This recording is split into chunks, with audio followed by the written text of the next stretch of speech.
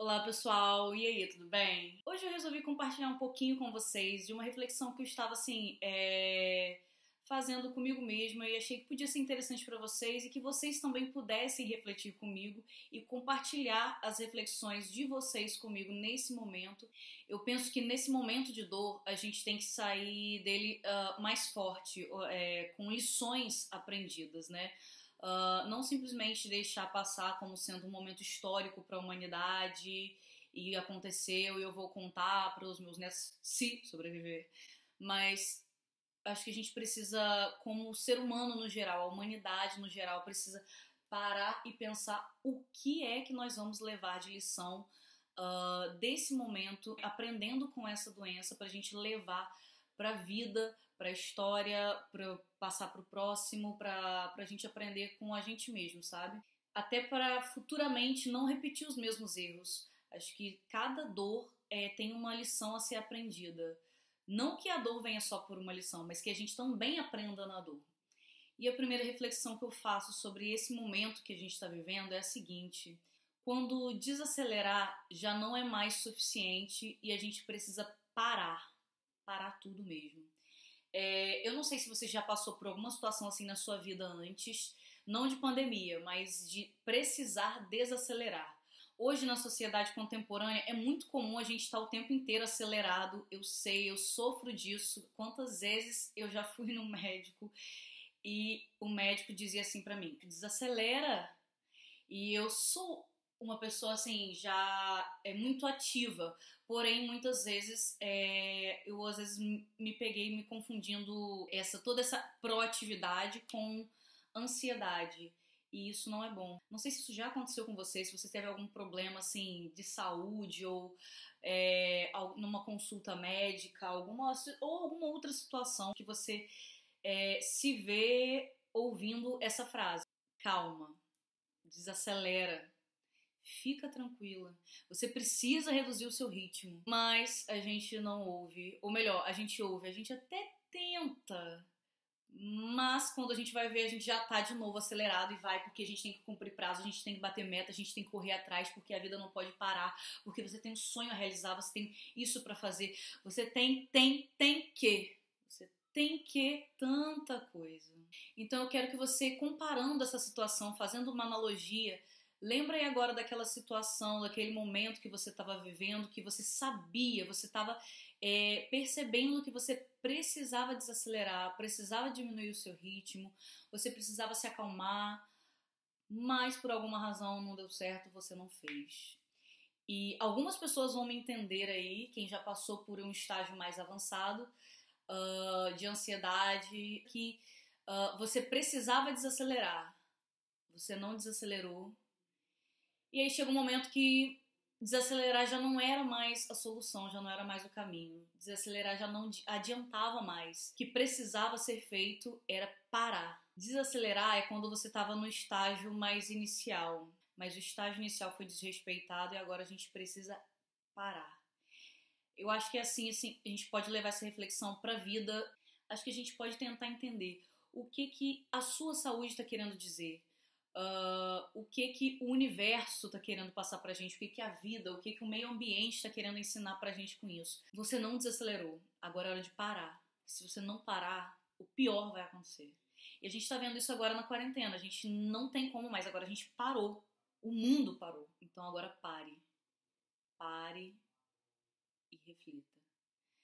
Pare e volte duas casas, volte.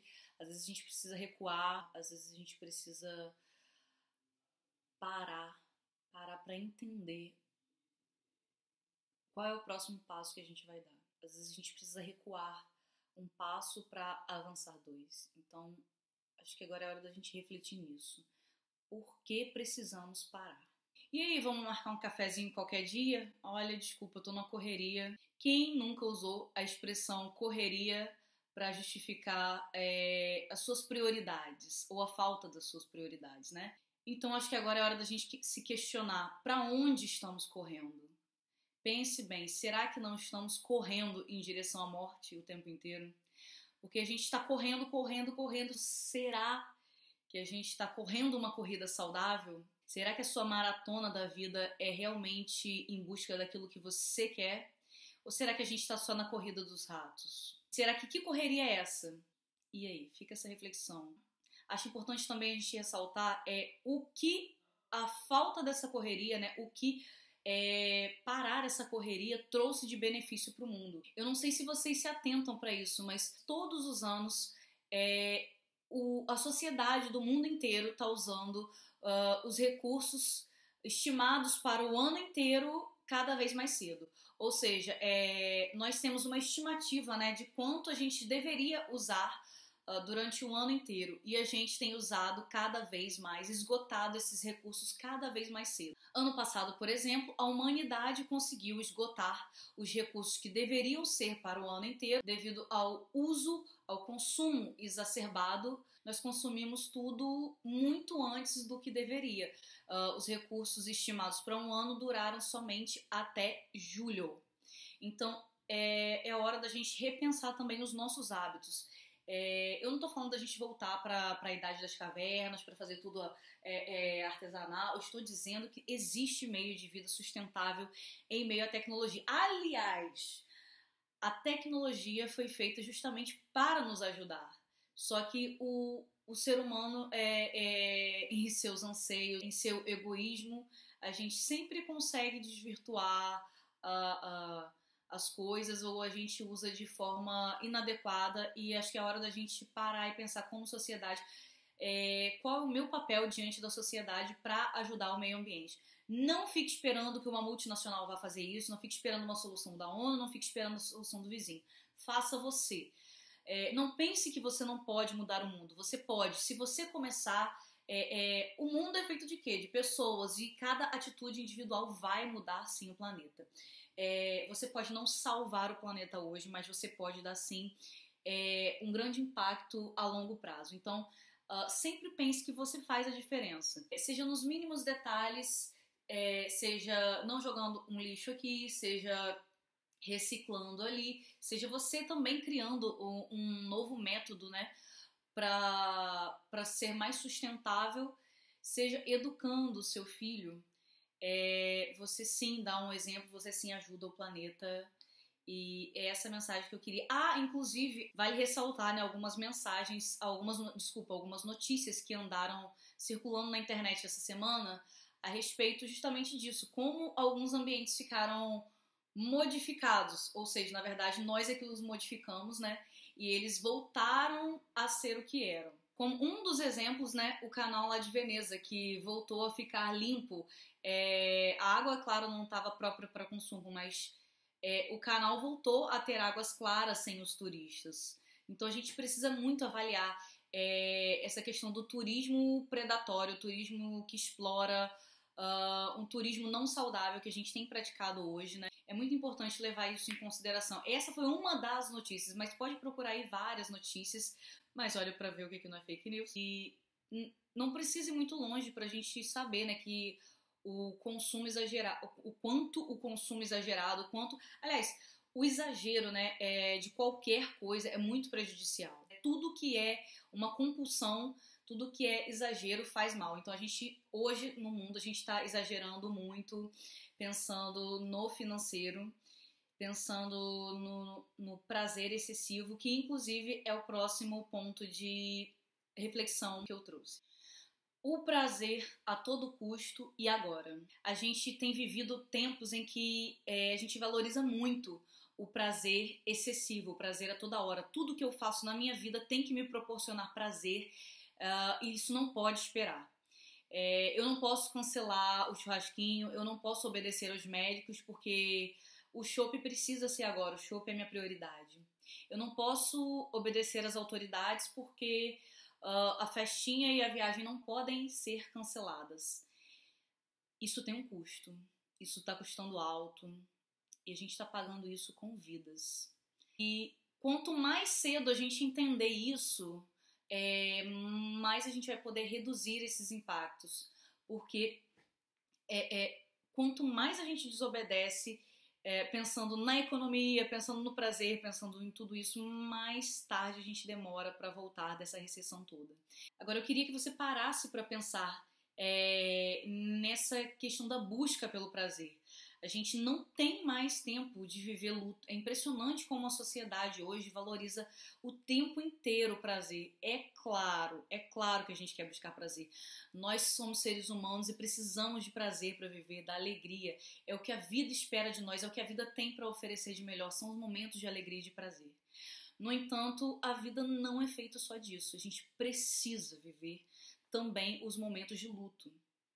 A gente precisa também viver os momentos de dor. A gente não pode pular um momento de luto. Isso é prejudicial para nós. A gente não pode simplesmente passar pela dor porque a gente não quer sentir, porque a gente tem medo. A gente precisa também aprender com esses momentos. É extremamente necessário, é fundamental para a gente aprender com esses momentos. Eu não estou dizendo de você ficar sofrendo, se lamentando. Existe até uma frase, que eu não sei de quem desculpa, mas a frase é mais ou menos assim, a dor é inevitável, mas o sofrimento é opcional. Então, a dor, ela vai existir. O que você vai ter que saber lidar ou não é com esse sofrimento. Você não vai ficar remoendo aquilo. Mas a gente precisa sim sentir essa dor porque isso é um processo natural que vai fazer a gente crescer, vai fazer a gente aprender e evoluir como ser humano. Então, acho que hoje a gente está percebendo o quão prejudicial pode ser a gente não viver cada momento como deve ser vivido. O que eu quero dizer com isso? Há tempo para todas as coisas. Então, a gente precisa entender que tem o tempo de sorrir, tem o tempo de chorar. Nenhum desses momentos a gente deve passar por cima disso. Sim, a gente sempre espera, é claro, que os momentos de alegria e de prazer sejam muito maiores do que os momentos de tristeza. No entanto, a gente precisa entender que há tempo para todas as coisas. E o tempo do recolhimento que a gente está precisando viver agora está mostrando isso pra gente. A gente precisa ficar dentro de casa, a gente precisa ficar recolhido e desobedecer isso tem um custo muito alto. Então pense bem nessa busca desenfreada pelo prazer a todo momento. O churrasquinho pode ficar para depois, a cervejinha, o vinho, as comemorações, o culto. Faz o culto na sua casa. Você não precisa de um templo para isso. Faz uma videochamada com seus amigos. O que me leva à próxima reflexão também. A gente está reaprendendo a conviver. A gente desaprendeu a conviver de uma certa maneira. Em tempos de rede social, você está me vendo graças a uma rede social. A gente acho que regrediu em alguns outros aspectos. Desaprendemos a ter algumas convivências, desaprendemos a deixar o celular de lado, jogar um jogo em família, jogar um baralho em família, brincar com as crianças. Gente, eu sei que é meme, eu sei, eu dou risada também, é engraçado, eu dou risada, mas tem uma reflexão também a respeito disso, porque aí até os pais falam assim, gente, não sei quanto a professora dos meus filhos recebe, mas elas recebem muito pouco. Ou seja, os pais agora estão vendo quanto que o filho dá trabalho, sabe? É engraçado, mas assim, é um momento também pra gente refletir. Eu sei que é meme, é brincadeira, mas acontece real que alguns pais não têm a menor paciência. Não tô falando que quem compartilhou isso tem esse problema. Não, eu sei que é só uma brincadeira. Mas, infelizmente, tem gente que não consegue lidar com os filhos, não sabe como fazer. A pessoa não tem mais, assim, esse convívio. A gente já robotizou tudo. A gente já pôs tecnologia de uma forma errada para tudo. Então o filho tá chorando, a gente só entrega o celular, a gente só quer saber que ele pare de chorar, a gente quer que aquilo se resolva logo, você não chama o seu filho para brincar. A gente entrou no modo Nutella e a gente perdeu essa coisa, essa conexão raiz, sabe? Mas eu não posso ir na rua para soltar pipa, vou soltar pipa na frente do ventilador? Não. Isso me faz lembrar uma época. Aqui na minha cidade hoje em dia não falta. Quer dizer, é muito raro faltar luz, pelo menos no meu bairro, no bairro dos meus pais, né? É muito raro faltar luz. Mas antigamente, assim, faltava luz com muito mais frequência, quando eu era criança, né? Gente, e sabe, hoje em dia a gente encara a falta de luz, eu sei que é chato, mas hoje em dia a gente não tem tempo para perder, a gente tá muito ocupado com tudo. E hoje em dia quando falta luz a gente, ai meu Deus, que calor, ai meu Deus, que não sei o que, eu tenho prazo para entregar, é realmente um caos. Mas antigamente a gente sabia aproveitar muito bem um apagão, uma falta de luz. Não era tipo no bairro do Cris, não.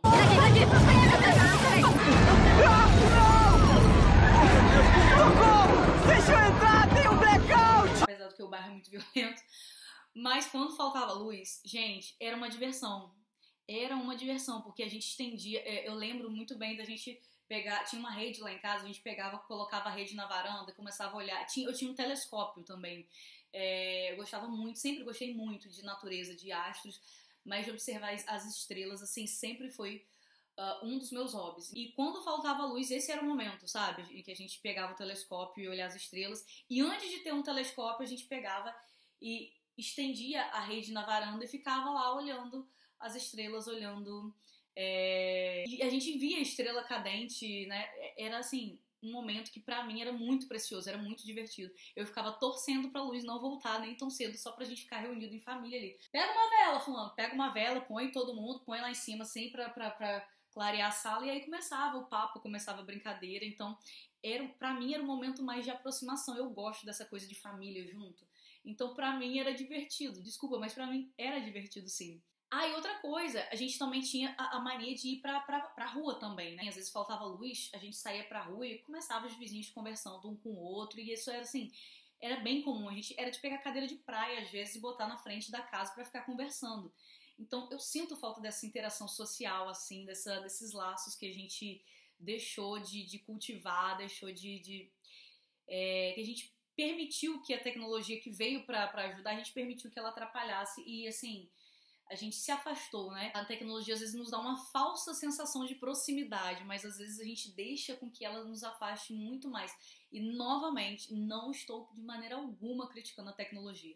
Eu estou criticando a nossa atitude de não saber usar da maneira correta. Então, realmente, assim, é um momento crítico que a gente está vivendo, porém, acho que é muito válido a gente pensar no quanto a gente pode reaproximar as nossas relações, reaprender a conviver, sabe, reviver os momentos, assim, um momento raiz mesmo, que fazia tempo que a gente não tinha e que agora a gente está sendo obrigado a reviver esse momento.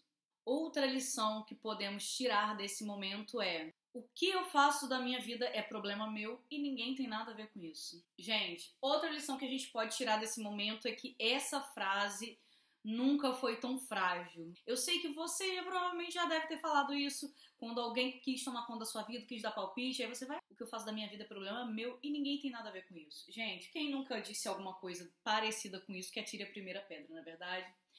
Porém, nesse momento a gente vê que não é bem assim, muito pelo contrário. Esse é o momento que a gente vê que o que eu faço da minha vida influencia no mundo inteiro. Influencia em todas as pessoas. Não há como a gente conter o coronavírus se só você sabe o que é pra fazer, só você faz o isolamento, só você sabe o que é certo. Se você sabe, parabéns. Mas mais do que nunca, a gente viu a necessidade de tentar influenciar o outro pra se salvar, pra se ajudar e pra ajudar o próximo, pra ajudar a sua família. A gente viu o quão prejudicial pode ser esse discurso de egoísmo, né? A gente querer pensar só na gente. E a gente foi forçado a tentar tomar atitudes mais altruístas, ou se não altruístas, no mínimo de uma consciência social maior. Então, olha só como que essa situação nos forçou a que de uma forma ou de outra tentar viver uma unidade em sociedade, unidade no sentido de todos num único intuito, né? No intuito de parar o avanço desse vírus.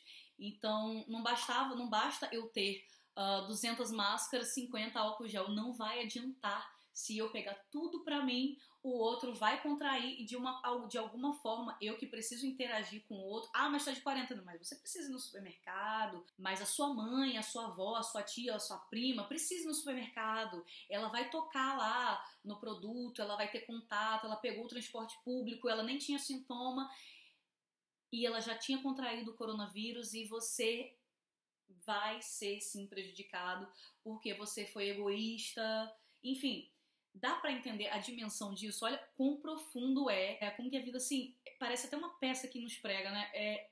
Mas a gente precisou nesse momento de consciência social, a gente precisou entender que não é assim, eu me salvo, se eu me salvar tá tudo certo. Não. A gente precisa de coletividade. Então, esse também foi um momento de aprendizado, né, de entender que aquilo que afeta o próximo afeta a mim também, seja de uma forma direta ou indireta. E uma das últimas reflexões que eu venho trazer aqui é: nada mais democrático do que a morte. Se tem algo mais democrático do que a morte, me desculpa, mas eu não consegui pensar, não consegui lembrar, não consegui visualizar realmente. Pois é, a morte chega para todos indistintamente. E com esse vírus a gente pôde ver isso. E assim como a morte, esse vírus agora ele não escolheu quem é pobre, rico, preto, branco, se você recebeu o prêmio Nobel, se você é super inteligente, ou se você tem um nível superior, ou se você é analfabeto. É democrático. Sim, eu sei, você, nobre cidadão, que pode ser contaminado, ou que já foi contaminado aí, você não foi para a Europa, você não tinha condições financeiras, mas você foi afetado por causa de gente que tinha condições e que foi. Mas eu não quero levar uma reflexão para esse sentido, de quem pôde, quem trouxe o vírus para cá ou não. Mas eu quero dizer que, independentemente dessa história de que quem trouxe para cá foi quem tinha condições financeiras ou não, todos aqui agora podem ser atingidos. E a gente está vendo que tanto aqui quanto nos países onde, infelizmente, o vírus já se propagou e devastou a população, você vê que ricos, pobres, enfim, qualquer independente de qualquer condição social que se carregue, a morte chega. Sim, muitos conseguiram se curar, mas se ela não chegou agora com esse vírus, que bom por isso, que bom que a gente acordou agora e está tentando tomar medidas necessárias para conter esse vírus, que bom que isso está acontecendo. Espero sim que isso faça o menor estrago possível para que a gente tenha menos mortes por conta desse vírus. Mas, independente se eu for agora ou não, a minha hora vai chegar. Pensa nisso, já se imaginou? Vai chegar, a minha hora vai chegar. Eu não sei se é agora, eu não sei se é daqui a uma semana, não sei se é daqui a 50 anos, mas vai chegar. Não existe ser humano no mundo que não vai ser contemplado com esse evento. Então pense bem, como você está vivendo a sua vida, qual é o legado que você vai deixar. E assim como eu já fiz reflexão em outros vídeos, você realmente está vivendo ou você está existindo? Então fica aqui essas minhas reflexões pra gente. Me conta aí também quais foram os ensinamentos e as reflexões que vocês conseguiram tirar desse momento para a vida de vocês. Por aqui eu sigo no confinamento, né, na quarentena, no isolamento, mas pra mim, sinceramente, está sendo assim, um momento muito de boa, mas muito de boa mesmo. Porque primeiro que como concurseira eu já vivo uma vida assim que tem que ter muita disciplina e tem que estar, assim, tem que viver sempre buscando um certo controle emocional, controle psicológico, porque enquanto concurseira a gente já vive um certo confinamento. E outra porque não dá pra ter tédio quando você tem muita matéria acumulada, tem casa pra você limpar, que você aproveita esse momento pra dar aquela geralzona na casa. Eu sei que às vezes você fica com a cabeça muito focada, enfim, fica com medo, mas tenta pensar no que de bom dá pra fazer. Eu tô aproveitando pra fazer curso online, que alguns sites estão disponibilizando aí. E, inclusive, posso deixar até disponível nos comentários alguns sites que estão disponibilizando os cursos. Então, tô aproveitando aí pra ampliar o conhecimento, porque quem me conhece sabe que eu tenho sede de conhecimento. Se tem uma coisa que eu tenho prazer, é prazer em aprender.